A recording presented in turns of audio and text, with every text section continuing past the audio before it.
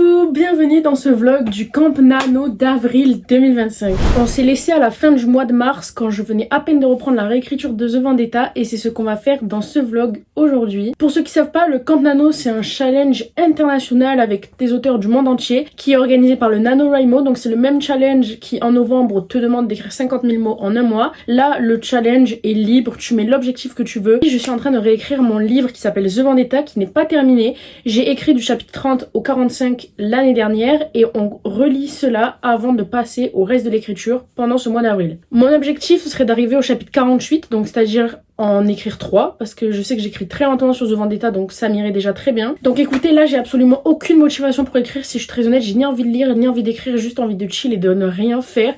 Je suis super fatiguée et je sens que le stress des partiels est en train de m'atteindre, donc ça va pas être de tout repos, mais écoutez, on va faire au max.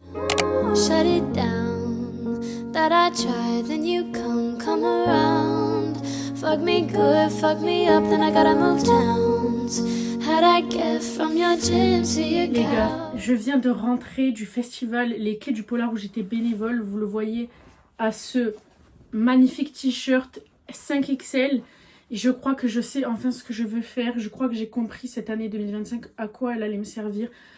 Il faut pas que je reprenne The Vendetta maintenant, je le sens, c'est pas le bon truc. Je vous le dis, en fait, ok, il faut que je sois honnête avec moi et vous-même. Parce que en fait, la vérité avec The Vendetta, je crois que j'ai autant envie de le continuer parce que je sais qu'il y a beaucoup de personnes qui l'attendent. J'ai envie d'y mettre un point final pour dire, regardez, j'ai terminé The Vendetta. Après 3 ans à vous dire que je vais le terminer et tout, je pense qu'il y a une partie de ça. Mais pas que, parce que j'adore ce projet. Il y a tellement de gens qui croient que je ne l'aime pas, mais j'adore The Vendetta. Je pense vraiment que c'est le projet de ma vie, celui qui va le plus changer de vie aussi et tout machin. Je pense qu'il y a un vrai truc à faire avec ce livre, mais je pense qu'il faut que je sois à 300% dedans. Et là, je ne peux pas être à 300% dedans, alors que il faut que je termine Gluttony, il faut que je termine ma réécriture de RTS en entier, que je fasse bêta lecture, correction, etc.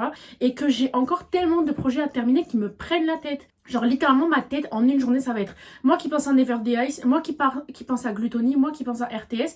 Et ce Vendetta dans tout ça, je ne fais que angoisser. Je me dis mais je ne peux pas réécrire ce livre alors que je n'ai jamais vraiment réfléchi à l'intrigue.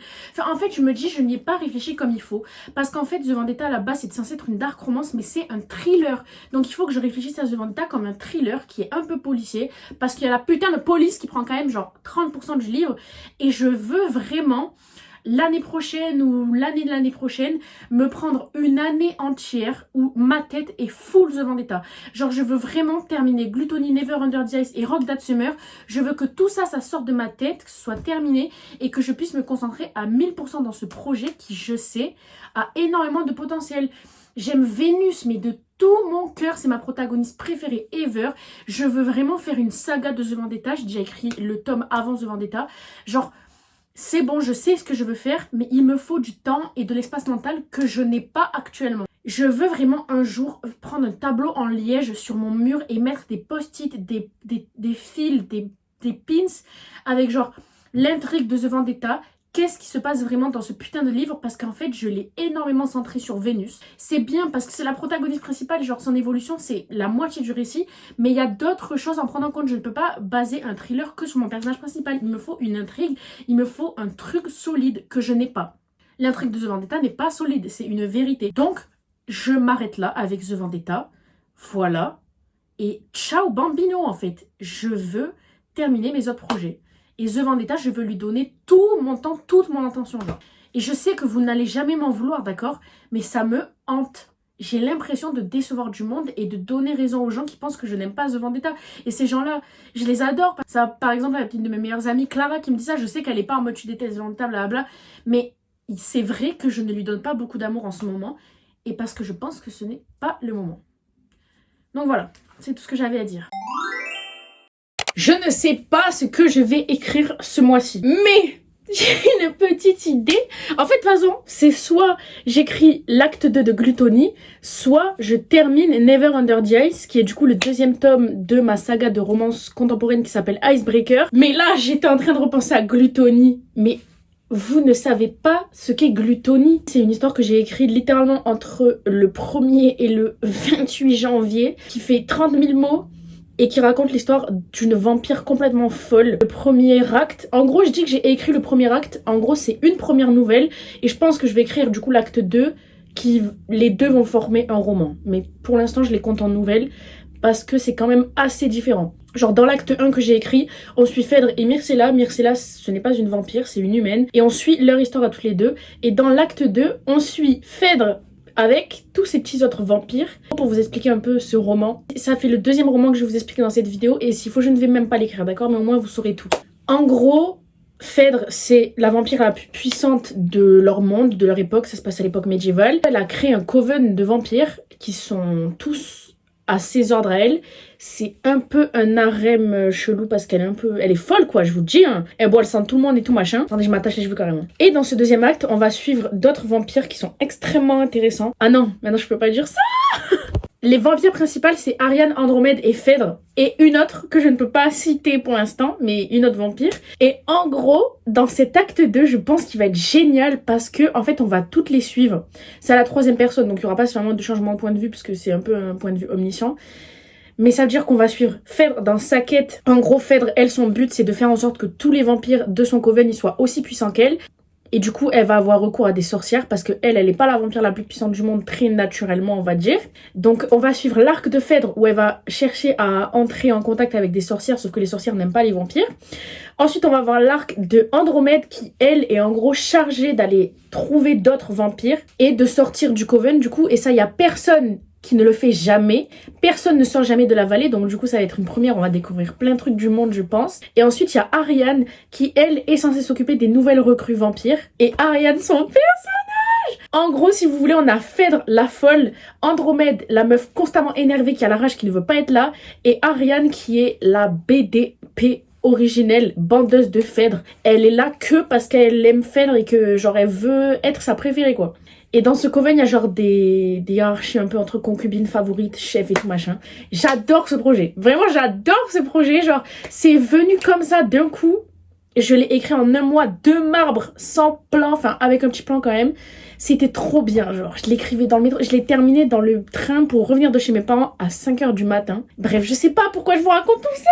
En fait, si je veux écrire Gluttony, il faut que je travaille sur l'acte 2 pour de vrai, parce que du coup, comme je te dis, il y a 3 arcs différents. Donc il va falloir que je les mette bien ensemble, que je fasse un bon truc et tout. Donc il faut que je travaille tout simplement.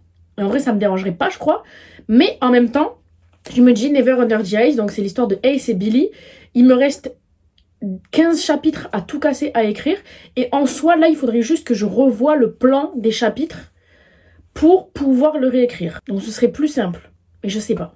Tout ça pour vous dire, je sais pas. En fait, j'avais juste besoin de parler de mes projets. Et je voulais pas spam de story Insta, donc je me suis dit, je vais le faire ici. J'espère que vous êtes contents et contentes et que vous appréciez mes projets autant que moi. Guys, je me suis enfin fait repercer l'oreille parce que en gros, il y a 1 an, je me suis fait percer les oreilles du coup. Sauf qu'il y en a une qui n'a pas tenu, qui n'a pas apprécié l'expérience, c'était celle-là. Et du coup, aujourd'hui, je viens de me la faire repercer, je suis trop contente. Guys, nous sommes le 19 avril. Je suis en train de sentir l'envie d'écrire monter en moi. Believe me or not, c'est vrai. Là, on est en train de préparer le April Writing Camp avec les filles. Je vous avoue, on s'y prend grave tard, mais parce qu'en fait, on est toutes en train de se noyer en fait. Que ce soit les partiels, les concours, le taf, l'édition de Livia, bref. Enfin, on est toutes dans la grosse merde, mais on est quand même en train de faire ce fucking challenge qui commence demain et on l'a terminé vraiment il y a 2 jours. C'est ça la réalité de l'organisation des challenges, d'accord? Il y a que quand j'étais au lycée qu'ils étaient organisés 6 mois à l'avance. Là, laissez-nous en paix. Je me suis mise dans une équipe alors qu'à la base je voulais pas m'y mettre parce que je sais que je vais pas écrire. Ça m'a rappelé quand on était toutes en train d'écrire au Christmas on the Grid cet hiver. C'est vraiment genre un de mes core memories d'écriture. Genre le fait que tous les jours, du matin jusqu'au soir, on était en vogue, on mettait notre cam. De temps en temps on faisait n'importe quoi, on parlait tellement, tout le monde écrivait de fou. Genre ça vraiment, je pense, c'était le prime de moi en tant qu'écrivaine. Je veux juste y revenir en fait. Donc j'ai trop envie de participer au April Writing Camp. Je sais que je vais pas être dispo de dimanche à vendredi, mais dès samedi prochain je suis en vacances, même s'il faut que je révise encore d'autres partiels et que je profite de ma mère, etc., parce que je vais rentrer chez moi. Je pense que je vais pouvoir beaucoup plus écrire. Je ne sais toujours pas ce que je vais écrire, je vous mens pas, mais au moins là j'ai envie d'écrire, donc je pense que c'est une bonne chose.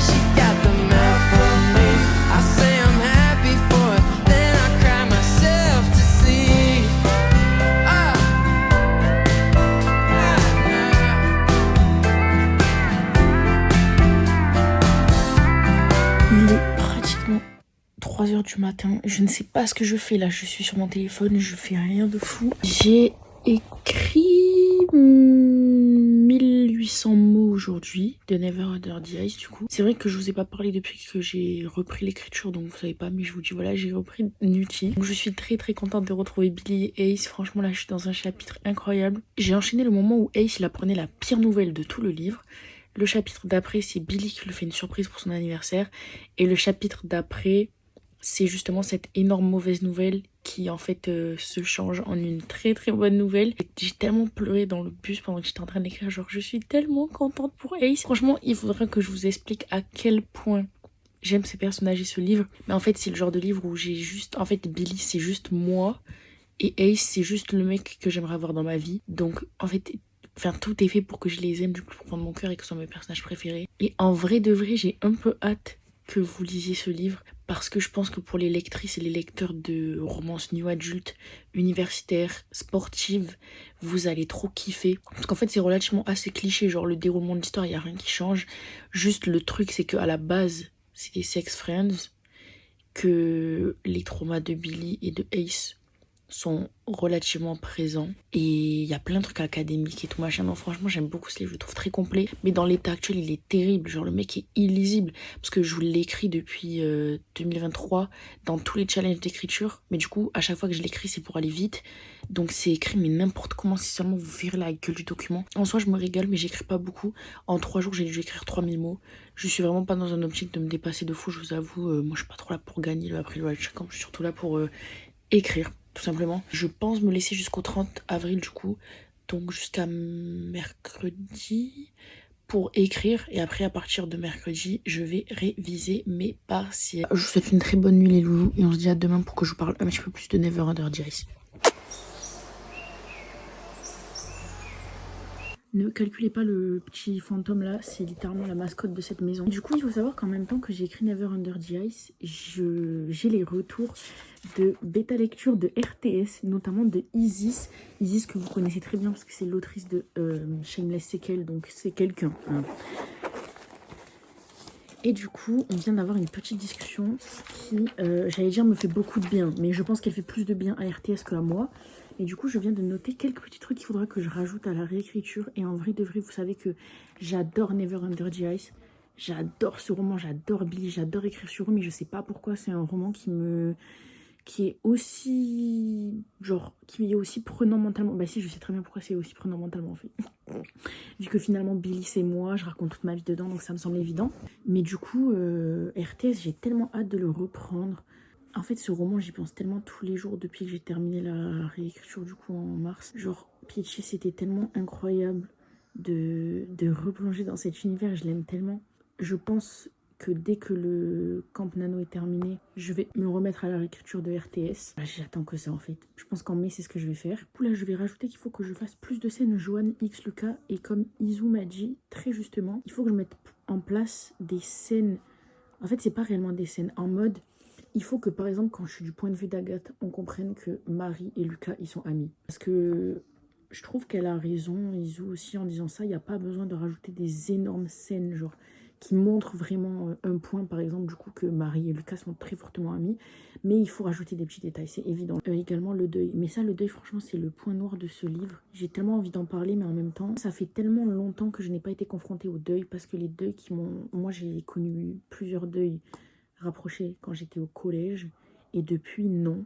Donc du coup, j'ai oublié comment j'ai géré tout ça. Et du coup, je fais à partir de souvenirs qui sont très flous. Mais en même temps, enfin, je me base pas que sur moi. Je fais aussi des recherches sur comment on gère le deuil, tout simplement. Comment différentes personnes gèrent le deuil et tout. Et c'est vrai que dans RTS, tu le vois. Au début, on en parle beaucoup. Agathe, elle est très triste. Il y a l'enterrement. Et après, elle est là en mode, allez, je vais vivre ma life. Genre, elle a juste des petits moments où elle pleure dans sa chambre. Mais c'est tout. Donc, il faut vraiment que j'insiste dessus. Et qu'on en parle plus au cours du récit. Genre, il faut que je montre, par exemple, de notre point de vue, que Agathe, elle est triste. J'ai rajouté ça juste ici. Et voilà. Là, je suis en train de regarder Esprit criminel.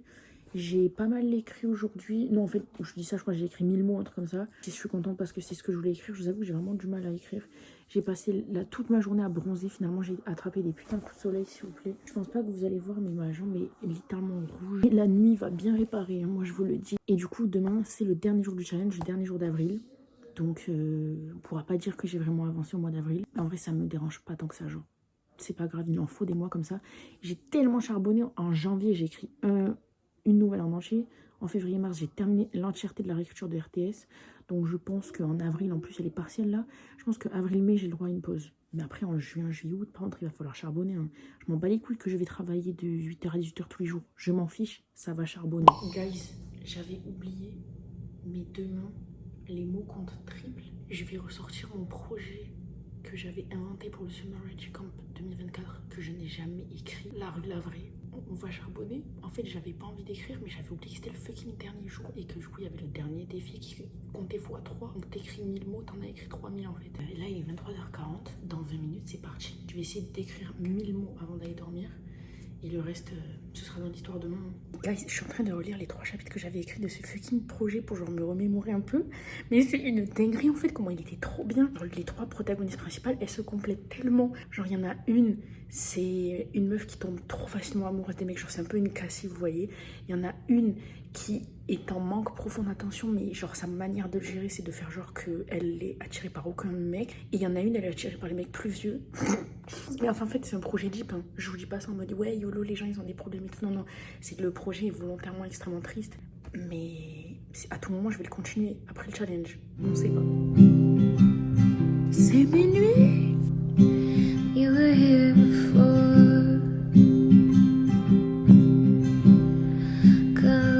Il est 2h du matin. J'ai écrit 3300 mots. Je vais dormir. Bye. Il est 11h. Je vais me réveiller.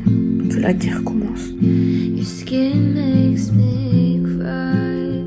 Pendant que je me fais mon deuxième match-up de la journée, on va discuter un peu de cette journée. Je suis officiellement à 5500 mots. Il est 15h30, un truc comme ça, donc ça va. Je vais faire les 7000 mots, c'est sûr et certain. J'aimerais bien en faire 10 000, mais je sais pas. Je suis tellement heureuse de reprendre ce projet. Genre, j'aime tellement écrire sur les filles. Et je sais que pourquoi ce projet, je l'avais lâché au Summer Raging Camp, c'est que les parties personnelles de l'histoire que je voulais importer de ma vie à moi étaient beaucoup trop frais. Genre, c'était en train de se passer. Donc, logique, je n'avais pas le recul nécessaire pour écrire dessus. Là, c'est bon. Laissez-moi vous parler un peu de la rue Lavray quand même. On suit 3 jeunes filles qui habitent à Lyon, qui sont dans leur première année d'université, qui sont pauvres. Voilà, c'est des boursières, c'est des étudiantes, elles n'ont pas d'argent. Je vous le dis parce que c'est un peu important, parce qu'en fait, c'est une grande partie du récit. C'est justement qu'on est plongé dans la rue Lavray, guys. En fait, le titre du projet veut tout dire. Parce que j'avais vraiment besoin d'en parler. J'avais besoin de parler des élections et tout machin. Donc ça va se faire dans ce livre. On suit 3 meufs. La protagoniste principale, c'est Sabrina. C'est une meuf qui est très fermée, qui est ouverte que pour ses amis. Ses 2 seuls amis, du coup. Qui veut de l'amour, qui veut vivre un amour comme dans les films. En fait, elle se l'interdit parce qu'elle n'a pas envie d'être blessée. Donc elle accepte partiellement l'attention des hommes, voilà, quand ça lui chante en gros. Ensuite, on a Capucine, sa meilleure amie, qui elle est une fille qui est amoureuse de l'amour et qui donnerait tout pour vivre l'amour dans les films. Mais quand je dis tout, c'est qu'en fait chaque homme qui va lui donner une bribe d'attention, elle va se l'approprier et partir du principe que la personne est amoureuse d'elle, que même elle est amoureuse d'elle, et du coup elle se lance dans des relations catastrophiques où en fait on profite juste d'elle. Ensuite on a Nola.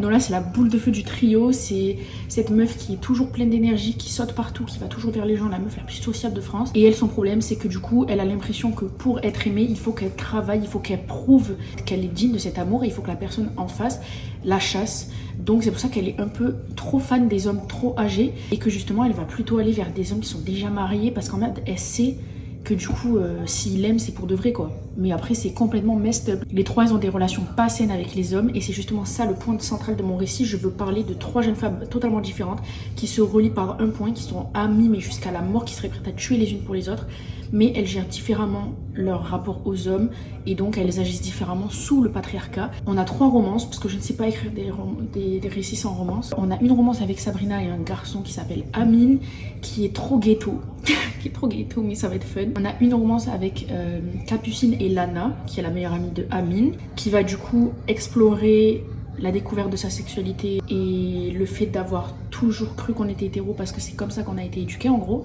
Et on va avoir Nola, qui a Martin qui est amoureux d'elle depuis la nuit des temps, sauf que du coup, comme je vous ai dit, Nola elle a l'impression qu'il faut travailler pour qu'on tombe amoureuse d'elle, et que personne ne peut être amoureux d'elle comme ça, genre il faut forcément une raison, et elle n'en a jamais montré de raison à Martin, donc elle comprend pas qu'il soit amoureux d'elle. Et bref, toute leur histoire va être très fun à décrire. Là je viens d'écrire le chapitre 5 il me semble.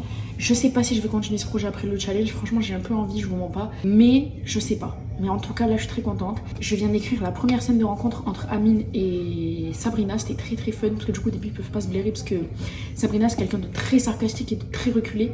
Et lui, il essayait de rigoler avec elle. Il était en mode, en fait, ferme ta gueule, en fait, c'est pas drôle. Parce que du coup, elle voulait pécho un mec qui a pécho une autre meuf devant elle. Donc elle était en mode, allez, fuck les hommes finalement. Et du coup, voilà, on parle beaucoup de rap, on parle beaucoup de pauvreté.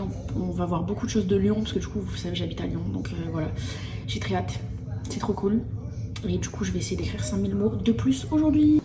I saw her in the rightest way, looking like Anne Hathaway, laughing while she. Je viens d'apprendre que Clara a écrit 80 000 mots en 10 jours. On est dans la merde. Oh lolo, on est dans la merde. J'ai écrit autant qu'elle aujourd'hui. C'est-à-dire j'ai écrit 8000 mots, elle écrit 8000 mots tous les jours depuis le début du challenge. Et je vais aller pull up mon ordinateur. Comme Taylor.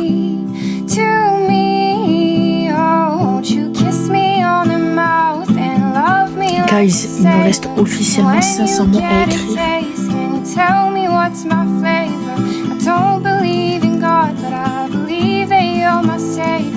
Mom says that she's worried, but I'm covered in this favor. And when we're getting dirty, I forget all that is wrong. I sleep so I can see you, cause I hate to wait so long. I sleep so I can see you, and I hate to wait so long.